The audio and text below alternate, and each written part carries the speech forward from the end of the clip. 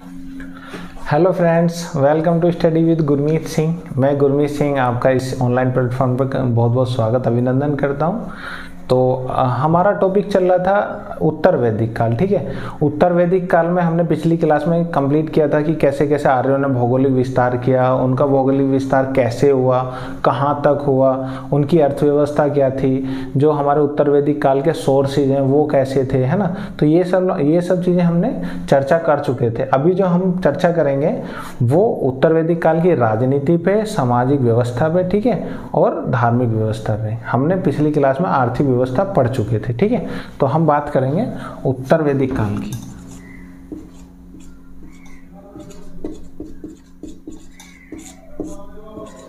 उत्तर वैदिक काल time period 1000 BC से 600 बीसी।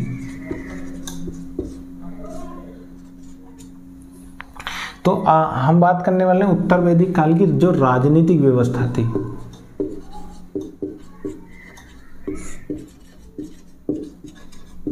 राजनीतिक व्यवस्था कैसी थी, ठीक है, कैसे यहाँ का राजतंत्र कैसे चलता था, तो कैसे मतलब जो प्रजा का जो शासन था वो कैसे ऑपरेट होता था, तो वो किसके अंदर आता है, राजनीतिक व्यवस्था के अंदर। तो हम बात करेंगे कि जो ऋग्वैदिक काल में सबसे पहले देखिए कॉन्सेप्ट लेवल पे क्या बात करनी, जो ऋग्वैदिक काल में जो छोटे छोटे जन होते थे, कबीले, पर्टिकुलर एक ही वंश के लोग, है ना, मानते थे कि एक कबीला एक ही वंश का लोग था।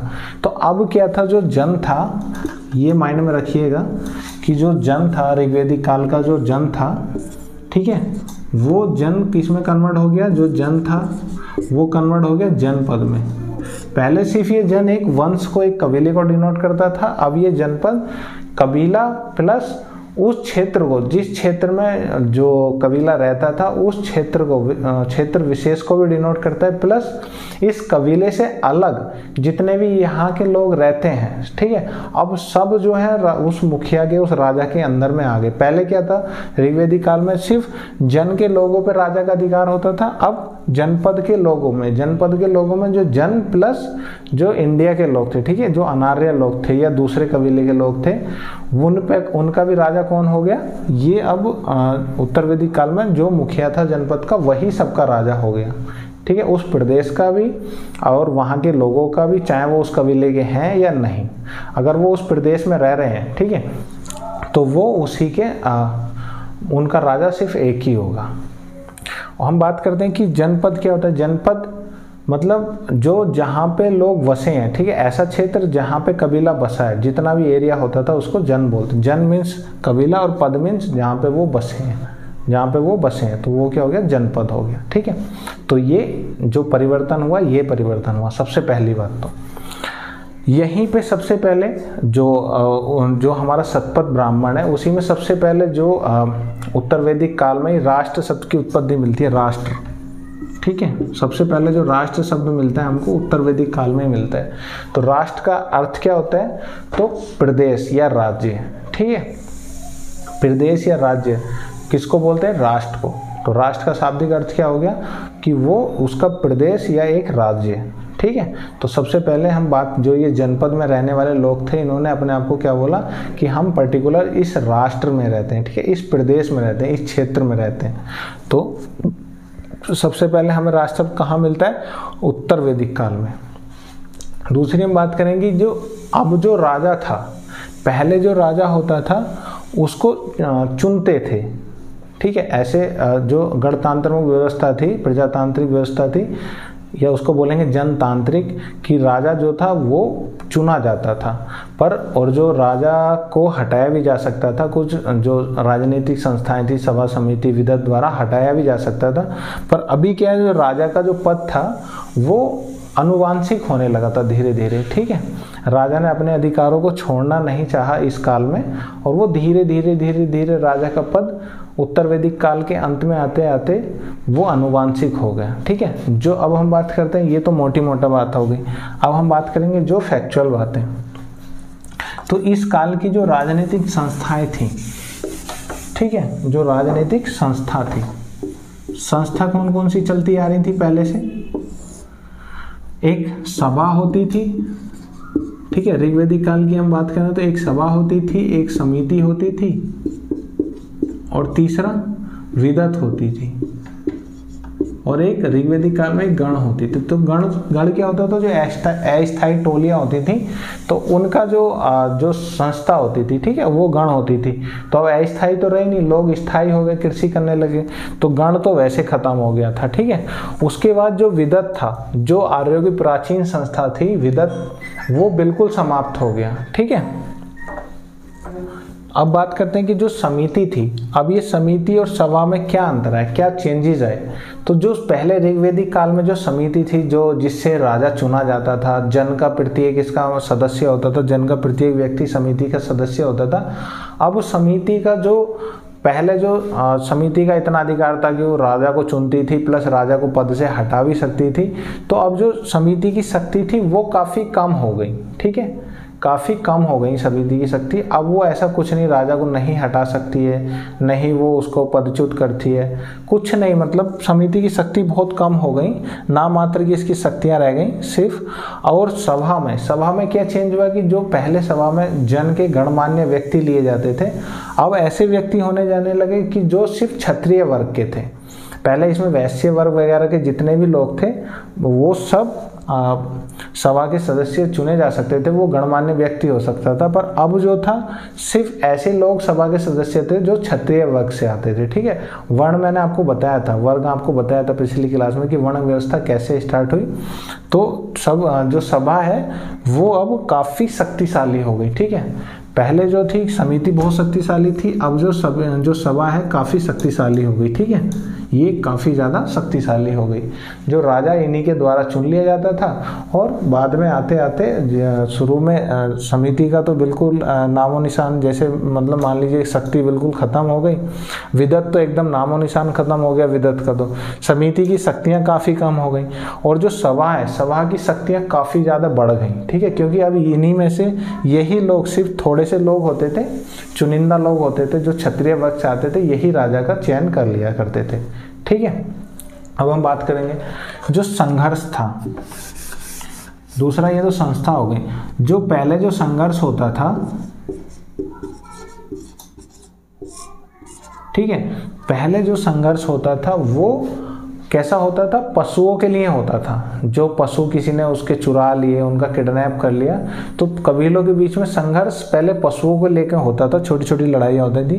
पर अब जो है, अब जो संघर्ष होते हैं वो क्षेत्र को लेके होते हैं, पार्टिकुलर क्षेत्र विशेष को, कि उसके क्षेत्र पे किसी दूसरे जन ने, दूसरे कबीले ने अधिकार कर लिया, ठीक है, दूसरे जनपद, दूसरे जो राष्ट्र बोलेंगे उसको, दूसरे क्षेत्र ने अधिकार कर लिया। तो अब जो संघर्ष होते हैं वो क्षेत्र के आधार पर होते हैं, ठीक है, क्योंकि अब लोग रहने लगे थे, बसने लगे थे, वहाँ की प्रकृति, वहाँ के पेड़, वहाँ की सब चीज़ों को अपना मानने लगे थे। तो इसलिए जो संघर्ष होते थे अब वो क्षेत्र के आधार पर होते थे, क्योंकि कृषि होती थी, राजस्व मिलता था, बड़ा क्षेत्र होता था, बड़ी कृषि होती थी, तो राजा को ज़्यादा राजस्व मिलता था, ठीक है। तो इसलिए संघर्ष अब हमारे कृषि के आधार पर, क्षेत्र के आधार पर हो गए, ठीक। दूसरी अगली बात करेंगे जो हमारा पुरोहित था। पुरोहितों में क्या क्या चेंज आए, पहले हम बात कर लेते कि पुरोहित होता कौन है। तो जो राजा के जो कर्मकांड करता था, जो अनुष्ठान करता था, यज्ञ अनुष्ठान करता था, तो एक ये भी एक अधिकारी के लिए होता था, अधिकारी जैसा होता था, पुजारी टाइप का, इसको पुरोहित बोलते थे। तो जो शुरुआत में जो उत्तर वैदिक काल की हम बात करें तो 16 वर्ण के, जो 16 जाति के लोग थे, 16 प्रकार के पुरोहित होते थे, ठीक है। 16 में से ब्राह्मण भी एक था, पर धीरे धीरे क्या हुआ, ब्राह्मणों का डोमिनेंस इतना ज़्यादा बढ़ गया ऋग्वैदिक काल में, क्योंकि अब जो था ऋग्वैदिक काल में जो यज्ञों के साथ साथ, है ना, स्तुति पाठ के साथ साथ यज्ञों में जो अनुष्ठान और मंत्र उच्चारण किए जाते थे वो ब्राह्मणों द्वारा किए जाते थे। और ये डिपेंड करता था कि कौन सा यज्ञ ज़्यादा सक्सेसफुल होगा, वो इस बात पर डिपेंड करता था कि मंत्रों का उच्चारण कितना शुद्ध तरीके से हुआ है। तो ब्राह्मण लोगों ने का ये कहना था कि हम लोग सबसे ज़्यादा शुद्ध तरीके से उच्चारण कर सकते हैं। तो पुरोहितों की जो 16, ऐसे मान सकते हैं, जो 16 तरह के पुरोहित होते थे, उनका एक ही वर्ग ने, एक ही तरह के लोगों ने पुरोहित का अपने ऊपर कर लिया, वो कौन थे, ब्राह्मण, ठीक है। पुरोहितों को कन्वर्ट हो गए ब्राह्मण में, जितने भी पुरोहित थे वो एक ही चीज में कन्वर्ट हो गया, ब्राह्मण। पहले 16 में से ब्राह्मण एक था, बाद में 16 को हटा के ब्राह्मण सर्वोपरि हो गया, ठीक है। तो ये हो गया पुरोहित।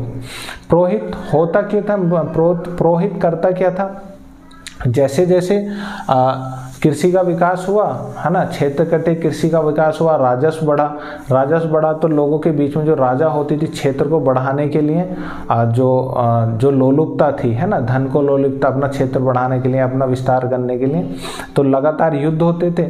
और जब जब युद्ध होते थे तब तब पुरोहितों से यज्ञ वगैरह कराए जाते थे, कर्मकांड कराए जाते थे, और यज्ञ करने पे जो पुरोहितों को काफी सारा धन मिलता था।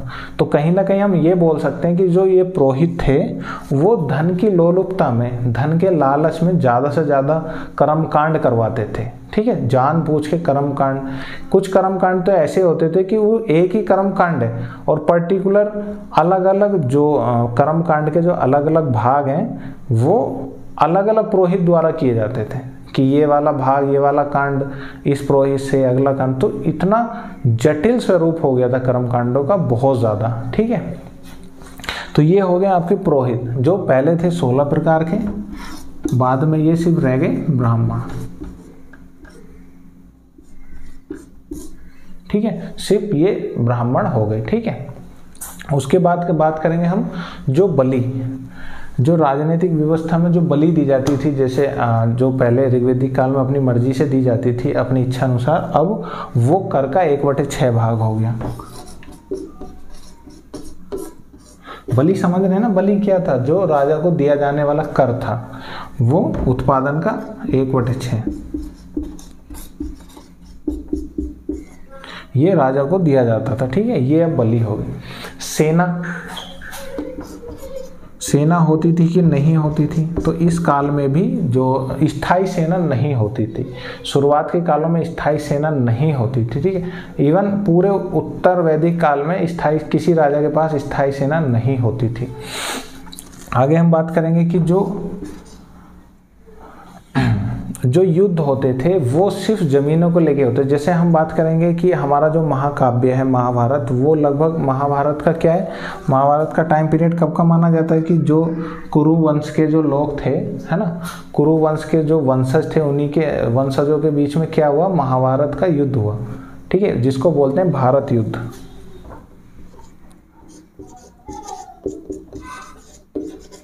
तो भारत युद्ध किनके बीच में हुआ था, जो कुरु वंश के लोग थे, कौरवों के बीच में। कब हुआ था ये, सॉरी, जो कुरु वंश के लोग थे, कौरव और पांडव, तो ये कब हुआ था, 1950 BC माना जाता है इसका टाइम एरा, ठीक है, टाइम पीरियड।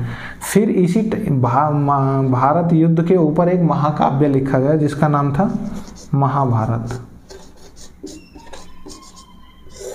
महाभारत, देखिए, युद्ध जो था वो था भारत युद्ध, और इस भारत युद्ध के ऊपर जो लिखा गया जो महाकाव्य था उसको क्या बोलेंगे, महाभारत, ठीक है।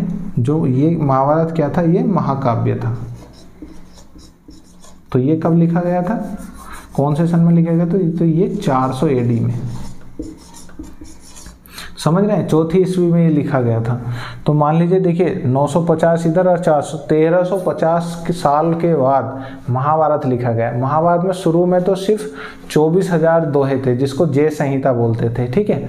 बाद में आपने देखा होगा 1300 साल में कितना अंतर आ जाता है, तो उसको लिखने में जो तरह तरह के समाज से जो इसमें चीज़ें जुड़ती गई, जुड़ने के बाद 1300 साल के बाद जब इसको संकलित किया गया तो इसमें अल्टीमेट 1 लाख दोहों का संकलन हुआ है। तो महाभारत में अभी प्रेजेंट में कितने दोहे, 1 लाख दोहे, इसीलिए इसको महाभारत बोलते हैं। शुरुआत में इसका नाम क्या था, जय संहिता, ठीक है। तो ये हो गया आपका उत्तर वैदिक काल का राजनीतिक व्यवस्था। अब हम देखेंगे धार्मिक व्यवस्था, सॉरी, सामाजिक व्यवस्था देख लेते हैं पहले कि सामाजिक व्यवस्था कैसी थी।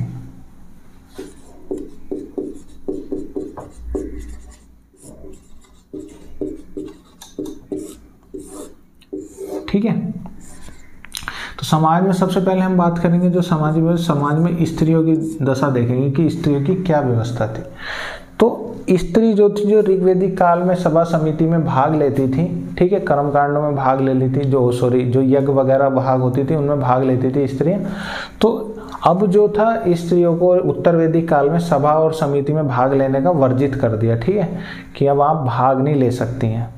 अब स्त्रियों का उपनयन संस्कार बंद हो गया, उपनयन संस्कार बंद, ठीक है, ये बंद हो गया। उसके बाद जो सभा समिति में भाग लेती थी ये भी बंद हो गया। और कई बार तो इनको जो व्यक्तिगत यज्ञ होते थे, व्यक्तिगत जो यज्ञ कराए जाते थे उसमें भी नहीं बुलाया जाता था। सार्वजनिक यज्ञ, जो कुछ सार्वजनिक यज्ञ ऐसे होते थे जिनमें स्त्रियों को नहीं बुलाया जाता था, ठीक है। तो ये स्त्रियों की दशा हो गई, मतलब जो स्त्रियों का था बहुत, इनमें स्त्रियों इस पूरे उत्तर वैदिक काल में किसका दो पतन हुआ, स्त्री और शूद्रों का जो पतन हुआ है वो उत्तर वैदिक काल में हुआ था। ऋग्वैदिक काल में इतना पतन नहीं हुआ था, ठीक है। दूसरा शूद्र की क्या स्थिति थी? तो शूद्र को जैसे हमने पहले भी बताया था कि इसको मार खाने वाला, जो शतपथ ब्राह्मण में क्या बताया, शूद्र को मार खाने वाला, दूसरों के इच्छा अनुसार काम करने वाला बताया शूद्रों को। तो इनकी स्थिति भी सेम थी। उपनयन संस्कार तो इनका पहले से ही नहीं था, शूद्रों का उपनयन संस्कार तो पहले से ही नहीं था, और सभा समिति में ये भी नहीं भाग लेते थे, ठीक है, और कर्म कांडों में भी नहीं। जब कभी यज्ञ होता था तो तब भी शूद्रों को नहीं बुलाया जाता था, ठीक है, किसी भी, चाहे वो सार्वजनिक हो या व्यक्तिगत, जो भी अनुष्ठान होगा उसमें शूद्रों को नहीं बुलाया जाएगा। क्योंकि जो उत्तर वैदिक जो सामाजिक व्यवस्था थी ये असमानता पर आधारित थी, ठीक है। लोग असमान तरीके से अपनी व्यवस्था को चलाए हुए थे। ब्राह्मणों का जो दर्जा था सबसे ऊपर था, क्षत्रियों का दर्जा सबसे ऊपर था, ठीक है, उसके बाद वैश्य थे, उसके बाद शूद्र थे। तो ये सब थी हमारी इस टाइम के जो समाज था। तो ये तो हो गया हमारा समाज के दो वर्ग हो गए, एक स्त्री एक दूसरी, ये तो दशाएं हो गई। स्त्रियों की दशा क्या हुई, कैसे उनका पतन हुआ, और दूसरा इन शूद्रों का भी कैसे जो पतन हुआ। तीसरी हम बात करेंगे कि इस टाइम के जो सबसे ज़्यादा ऐसा माना जाए, जो कॉन्सेप्ट आया कि व्यक्ति की उत्पत्ति कैसे हुई, मानव की उत्पत्ति कैसे हुई, तो इसी काल में एक कॉन्सेप्ट आया कि जो ब्रह्मांड का विकास था, जो वर्णों की उत्पत्ति, ऐसे मानते हैं कि वर्णों की उत्पत्ति,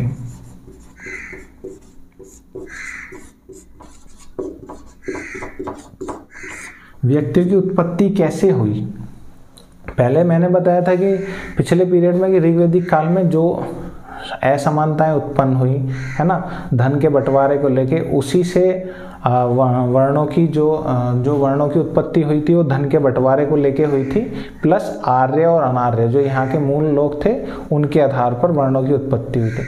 पर इसको अब उन्होंने धार्मिक रूप दे दिया कि क्या, कि जो प्रजापति हैं हमारे, ठीक है, एक प्रजापति, इस काल में प्रजापति को ये मानने लगा कि जो ब्रह्मांड की उत्पत्ति हुई है वो प्रजापति ने की है। जैसे सबसे प्रमुख जो देवता था, जो ऋग्वैदिक काल के जो इंद्र और अग्नि की जगह जो प्रमुख देवता हुए, वो कौन से हुए थे उत्तर वैदिक काल में? प्रजापति को मानते थे कि इन्होंने ब्रह्मांड की उत्पत्ति हुई है, और इन्हीं के मुख से, ठीक है, इनके जो अंग थे उसको ऐसे डिवाइड कर दिया कि जो इनका मुंह है उससे किसकी उत्पत्ति हुई है? ब्राह्मण की। जो इनकी भुजाएं हैं, भुजाओं से कौन उत्पन्न हुआ है? क्षत्रिय, ठीक है। जो इनकी जांग है, जांगों से कौन उत्पन्न हुआ है? वैश्य। और जो इनके पैर हैं वो शूद्र है। पैरों से कौन उत्पन्न हुआ है? शूद्र।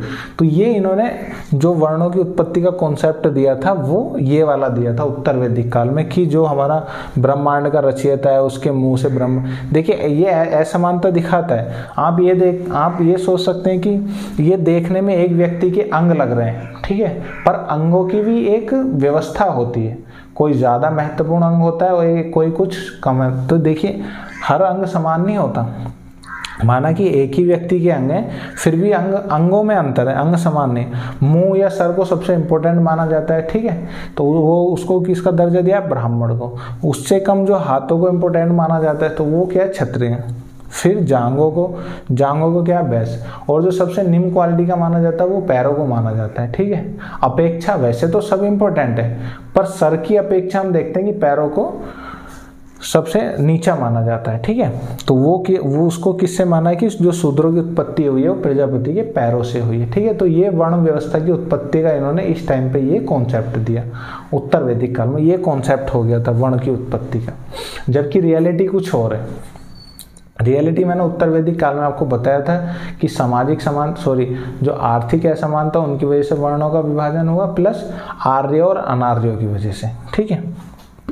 तो ये हो गई हमारी वर्ण की उत्पत्ति प्रजापति से, ठीक है। कैसे कैसे कैसे हुई वो आपने देख लिया। अब वर्ण की अवधारणा,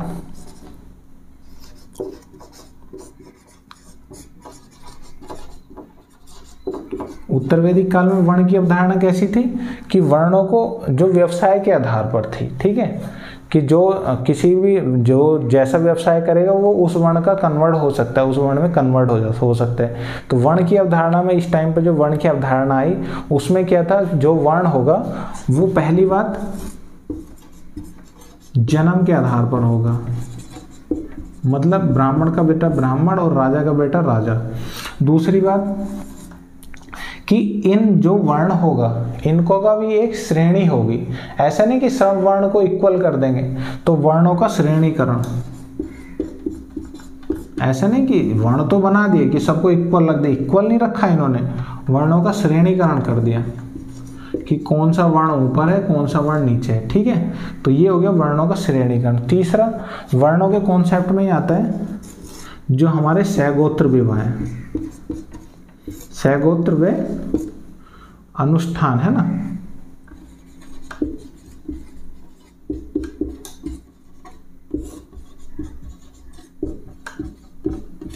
सगोत्र व अनुष्ठानी पवित्रता, जैसे कोई भी एक गोत्र का इसमें जो नियम बना दिए कि गोत्रों को लेके और अनुष्ठानों को लेके, कि अगर गोत्र में सेम विवाह नहीं हो सकता है, ठीक है, और ऐसे अनुष्ठान मतलब ऐसे विवाह, जो विवाह भी एक अनुष्ठान ही होता है, तो ऐसे विवाह जो क्या दूसरे वर्ण में किए जाएं तो उससे उत्पन्न वाले जो संतान होगी वो किस वर्ण का होगा।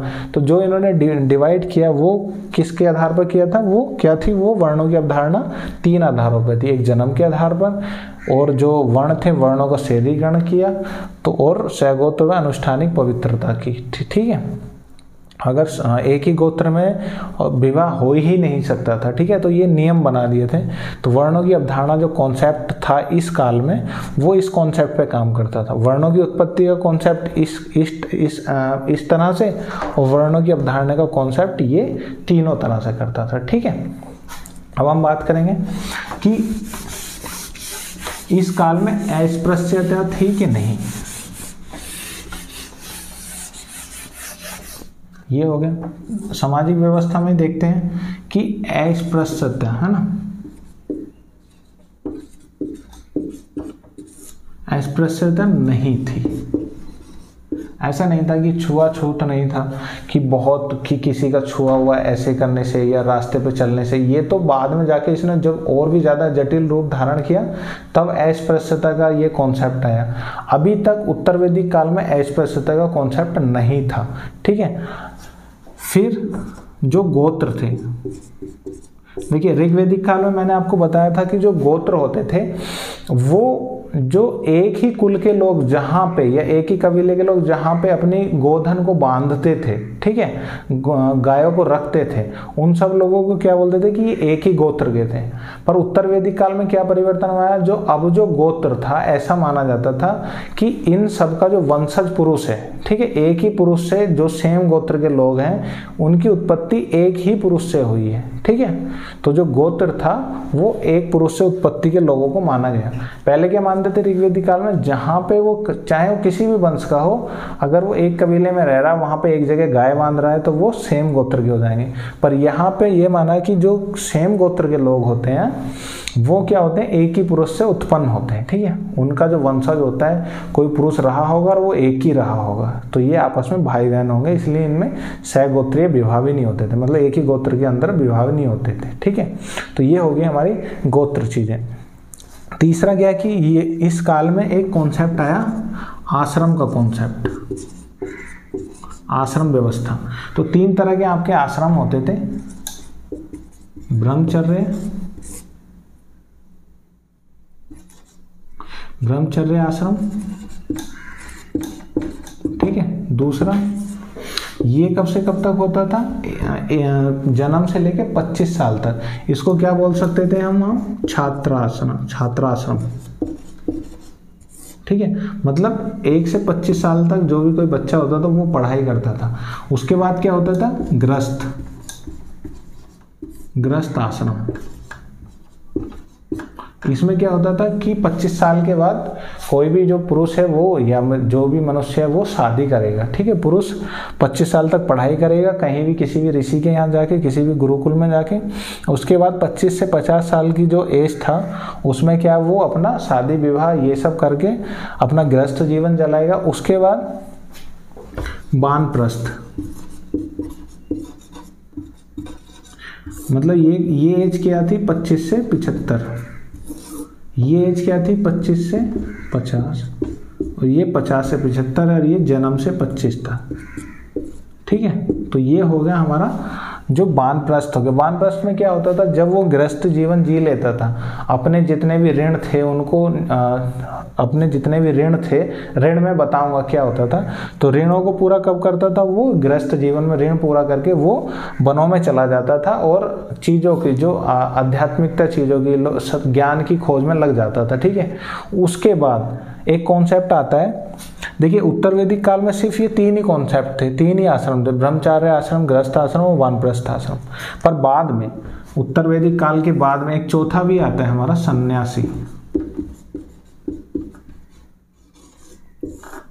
ठीक है। सन्यासी आश्रम में क्या होता है कि जो 75 से 100 साल की इसमें आयु रखी गई है कि इस टाइम पे जो लोग होते थे, जो मनुष्य होगा वो सन्यास धारण कर लेगा, अच्छा वनों में चला जाएगा और वहाँ पे लोगों के कल्याण के लिए सोचेगा, वहाँ पे उनका ज्ञान के बारे में जो मार्गदर्शित करेगा, ठीक है, लोगों को मार्गदर्शित करेगा। तो ये सन्यासी, ये कभी नहीं आते थे, ठीक है। वानप्रस्थ वाले लोग कभी कभी क्या होते थे, जब जरूरत पड़ती थी तो वो सांसारिक जीवन में आ सकता है, पर सन्यास, जिसने सन्यास धारण कर लिया वो सांसारिक चीज़ों से उसका कोई लेना देना नहीं, फिर वो आध्यात्मिकता की उसमें लग जाता है, ठीक है।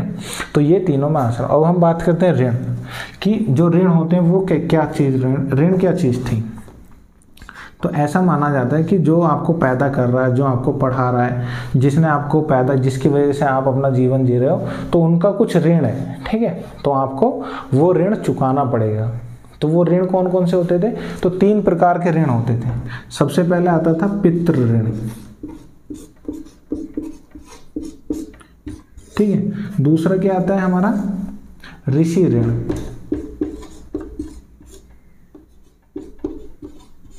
और तीसरा आता है हमारा देव ऋण। इन तीनों ऋणों को किस आश्रम में पूरा किया जाता था, गृहस्थ आश्रम में। जब वो सांसारिक जीवन जी रहा होता था तभी। पितृ ऋण का मतलब होता है कि आपको किसी ने पैदा किया है तो आप उसका ऋण कैसे उतारोगे, तो इसमें संतान उत्पन्न करके आपको पितृ ऋण उतारना होता था कि हम भी किसी की उत्पत्ति करेंगे तो हमारा जो पितृ ऋण है वो उतर जाएगा, ठीक है। ऋषि ऋण क्या होता था कि आपको किसी ऋषि ने पढ़ाया है तो या आपके माँ बाप की वजह से आपने जो पढ़ाई की है उसका ऋण कैसे उतारेंगे, तो अपनी संतान को पढ़ा करके, ठीक है। हम अपनी संतान को पढ़ाएंगे जिससे क्या होगा, हम भी पढ़े हैं, हमारा ऋषियों के ऊपर ऋण है, हम उसे उतारने के लिए क्या करेंगे कि अपनी संतान को पढ़ाएंगे, तो इससे हमारा ऋषि ऋण जो है उतर जाएगा। तीसरी बात आती है देव ऋण की, कि जो देवों का ऋण है वो कैसे उतरेगा, कि देवों ने आपको इस धरती पे भेजा है, वो ऋण कैसे उतरेगा, तो उसको उतारने के लिए आपको यज्ञ अनुष्ठान करने पड़ेंगे, ठीक है। दान दक्षिणा देनी पड़ेगी, यज्ञ करने पड़ेंगे, आहुतियाँ देनी पड़ेंगी, बलि देनी पड़ेंगी, तो ये हो जाएगा आपका देव ऋण, ठीक है। अब हम बात करते हैं कि वर्णों का क्या क्या कॉन्सेप्ट था, कैसे कैसे वर्णों ने अपने कार्यकलाप किए। तो जो ब्राह्मण और क्षत्रिय धर्म था इस काल में, ब्राह्मण और क्षत्रिय वर्ण था इस काल में, उन्होंने क्या किया, उन्होंने ये अवधारणा आपस में मिले और उन्होंने ये तय कर लिया कि हम लोग आपस में कभी नहीं एक दूसरे के खिलाफ नहीं जाएंगे और नीचे वाले दोनों वर्णों पे हम राज करेंगे, ठीक है।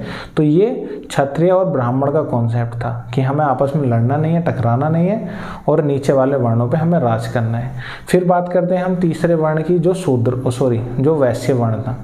वैश्य वर्ण क्या करता था, जो जितने भी उत्पादन के कार्य होते थे, ठीक है, प्लस व्यापार वाणिज्य होता था, वो सब वैश्य लोग करते थे। कृषि का उत्पादन हो गया, शिल्पकारिता, ये सब वगैरह जो हो गए सब वैश्य लोग करते थे। व्यापार वाणिज्य भी वैश्य करते थे। अगर व्यापार वाणिज्य, कृषि उत्पादन कार्य सब वैश्य कर रहे हैं तो कर कौन चुकाएगा? राजस्व कौन चुकाएगा? तो जितना भी राजस्व होता था इसी वर्ण के लोग चुकाते थे। इसी वर्ण के राजस्व पे राजा का जो राजा अपना शासन चलाता था, ब्राह्मणों को दान दक्षिणा दी जाती थी इसी वर्ण के आधार पर, वैश्य वर्ण के आधार पर। ठीक है, वैश्य वर्ण ही अपने राजस्व से सब लोगों का भरण पोषण करते थे। खाने पीने से लेकर उनके ऐसे आराम तक सब इनके राजस्व से होता था, जो वैश्य लोग होते थे। ठीक है, फिर उसके बाद जो शूद्र वर्ण था वो वर्ण क्या करता था? ऊपर के जितने भी तीनों वर्ण थे, ब्राह्मण, क्षत्रिय और वैश्य, उनकी सेवा का काम किसको मिला है? शूद्रों को मिला था। ठीक है, ये सामाजिक असमानताएं हमें दिखाती हैं कि अगर कोई शूद्र ये चाहे कि मैं व्यापार कर लूँ तो वो नहीं कर सकता था। शूद्र अगर ये चाहे कि मैं गायत्री मंत्र का उच्चारण कर लूँ तो वो नहीं कर सकता था। ठीक है, गायत्री मंत्र का उच्चारित नहीं कर सकता था। अब हम बात करेंगे जो एक शिल्पकार था, जो समाज में जो शिल्पकार था, रथकार बोलते थे उसको। ठीक है, एक फैक्ट है कि कई बार पूछा जाता है कि किस शिल्पकार का समाज में एक उच्च स्थान था? तो जो रथ बनाते थे, रथकार है ना, उनका समाज में उच्च स्थान था। तो ये कॉन्सेप्ट है, ऐसे आया मेरे याद, तो मैंने वैश्य वर्ग में जो शिल्पकारिता में तो मैंने आपको बता दिया। ठीक है, यहाँ पे अब हम बात करेंगे, अगली बात जो करने जा रहे हैं हम लोग बात करेंगे, ये सामाजिक हो गई। अगली बात करेंगे हम धर्म, जो धर्म पे बात करेंगे। ठीक है,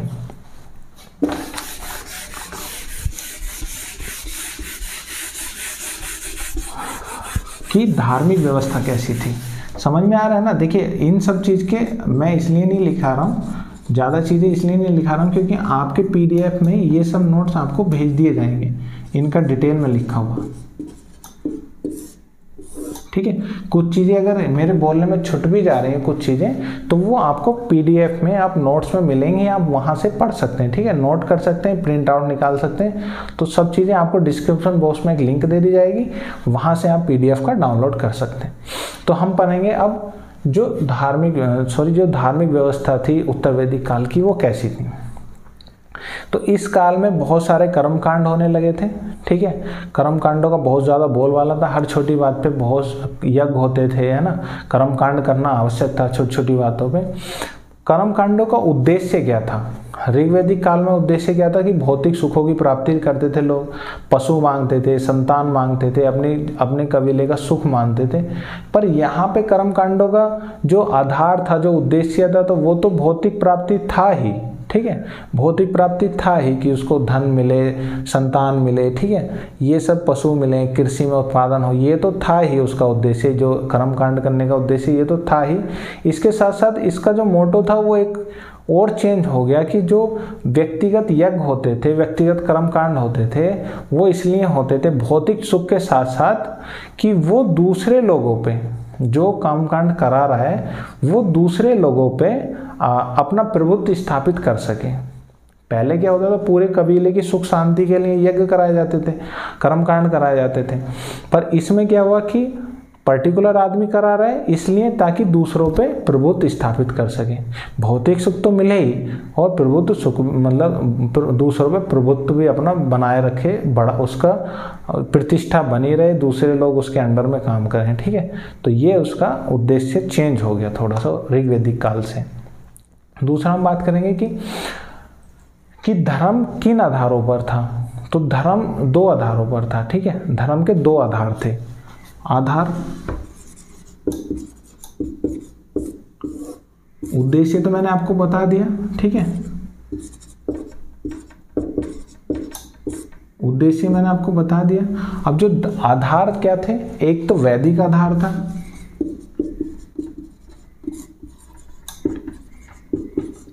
दूसरा क्या था, गैर वैदिक।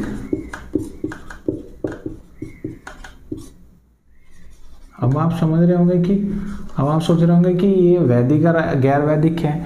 तो वैदिक आधार तो ये था जो वेदों में, जो वेदों में लिखे हुए जो धर्म थे, जिनके आधार पर वेदों में लिखा कि ऐसे अनुष्ठान करना चाहिए, वैसे अनुष्ठान करना चाहिए, तो वो चीज़ें क्या थी, वो थी वैदिक आधार था वो। एक होता था गैर वैदिक आधार, जिसमें क्या होता था, तंत्र मंत्र, है ना, जो मायावी चीज़ें होती थी, काली शक्ति, ऐसे करके, जिनका एक ग्रंथ अलग से ग्रंथ है, वो क्या था, अथर्ववेद।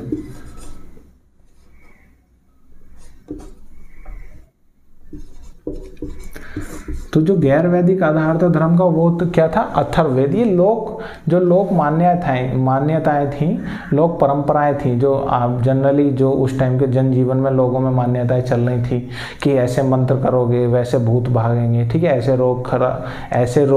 रोग जो हो रहे हैं वो ठीक हो जाएंगे, ऐसे संतान की उत्पत्ति हो जाएगी।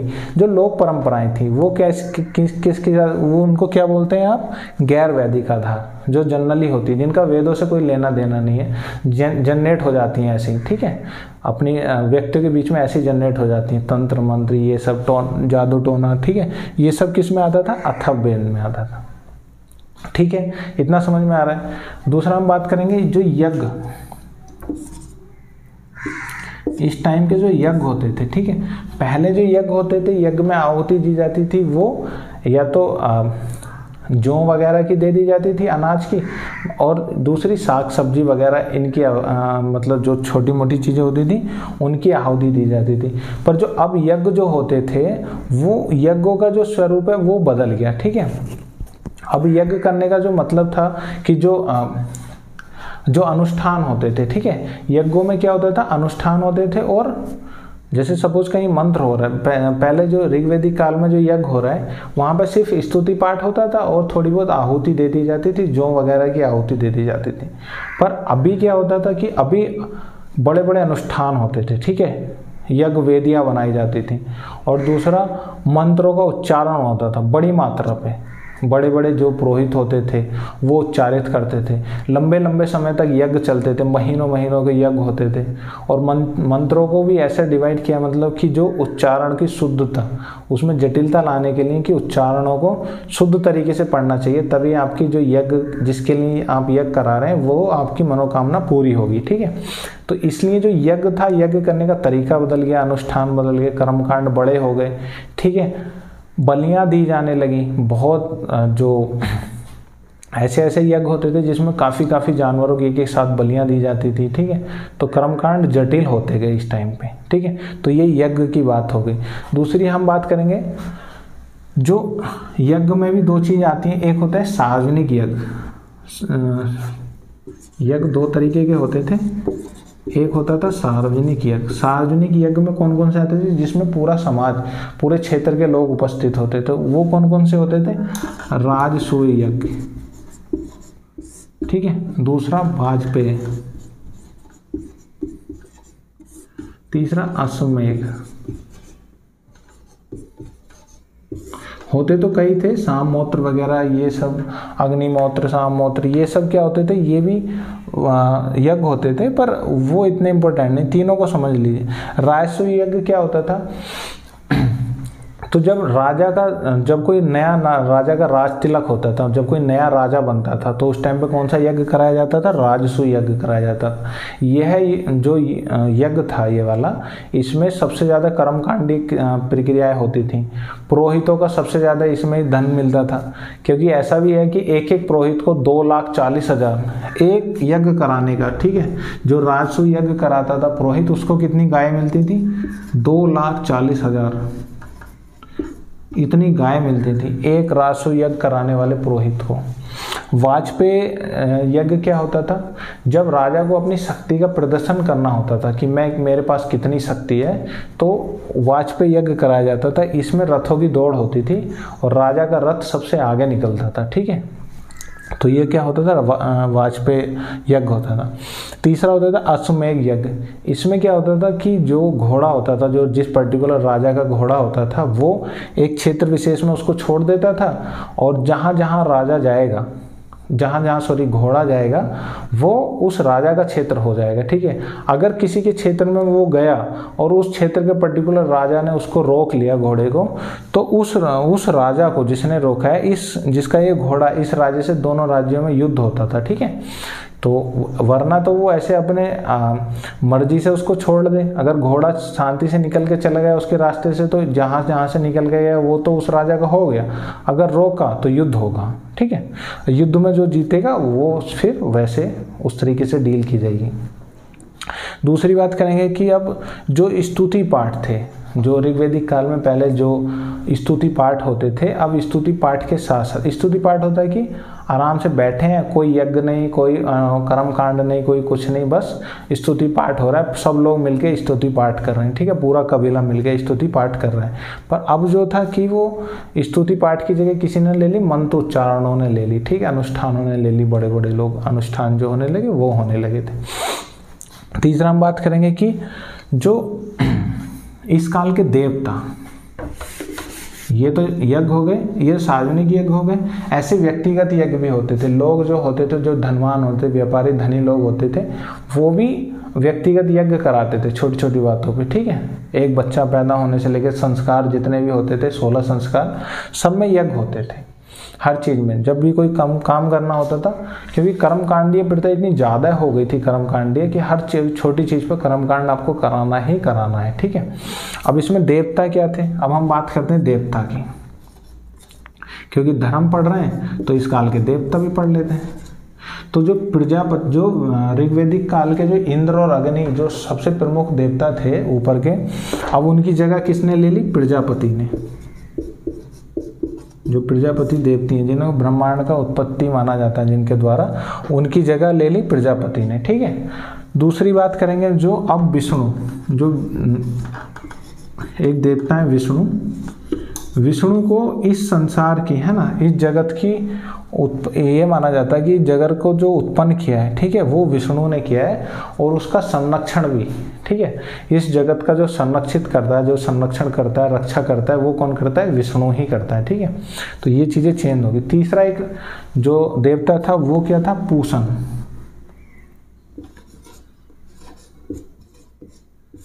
पूषण या पूषण भी बोल सकते हैं इसको, ठीक है।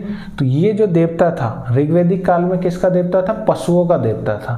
पर इस काल में क्या हुआ, शूद्रों को नीचे दिखाने के लिए कि जो आपका पशुओं का देवता था वो अब आपका देवता हो गया। तो उत्तर वैदिक काल में शूद्रों का देवता कौन था, पूषण, ठीक है। तो ये देवता हो गए, मेन देवता यही है कि जो जो चेंजेस हुए देवताओं में वो ये चेंजेस थे, ठीक है। आगे हम बात करेंगे कि इन्हीं काल में उपनिषद,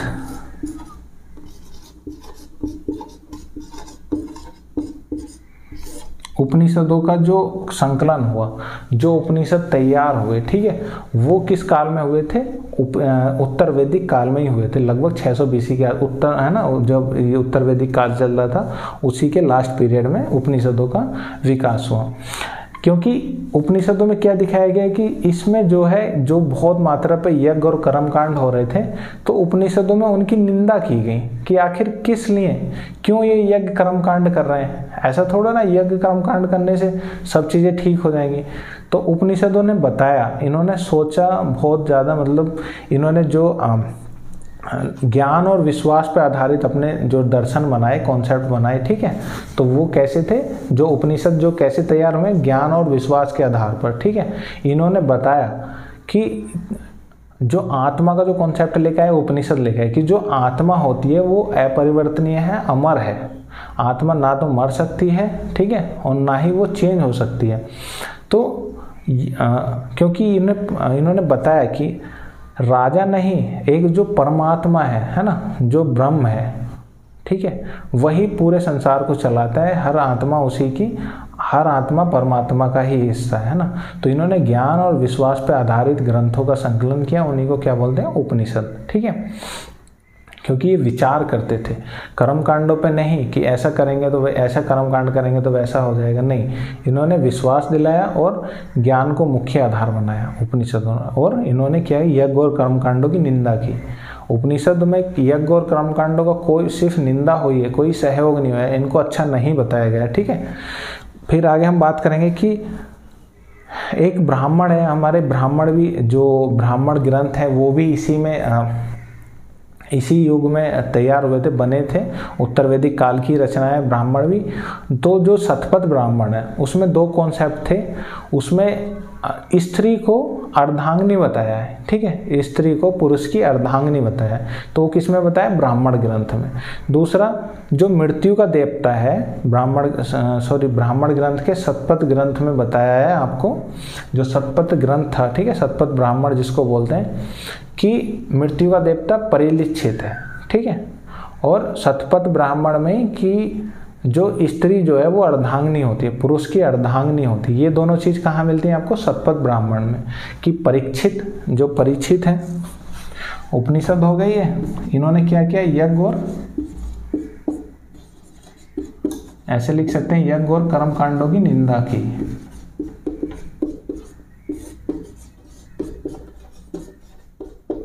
ठीक, और ज्ञान में विश्वास पर आधारित, क्या दिया, ज्ञान और विश्वास, ज्ञान और विश्वास को इन्होंने आधार बनाया और आत्मा को अमर बताया, ठीक है, कि हमारी जो उत्पत्ति, पहले ये माना जाता है कि जो पहले ये कॉन्सेप्ट था ना, उत्तर वैदिक काल में ये कॉन्सेप्ट चल रहा था कि जो राजा होता है उसको देवों ने बनाया है ना, तो इसको बोलते हैं राजा का दैवीय सिद्धांत।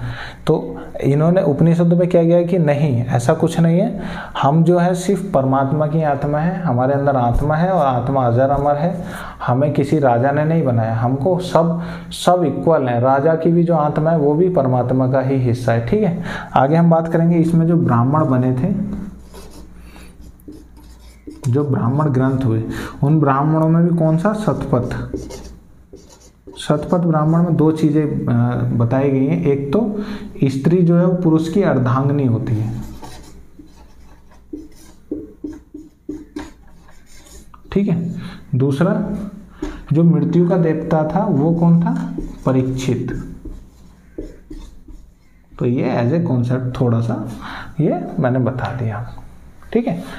तो इस वीडियो में इतना ही, हम आगे बात करेंगे। Thank you.